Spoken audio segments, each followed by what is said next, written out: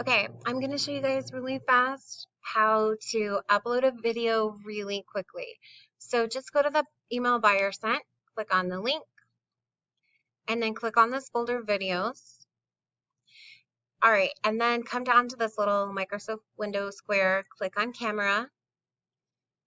My camera is going to be closed because I'm not photo worthy right now. But what you'll do is you're going to make sure that it's this little video camera is clicked on.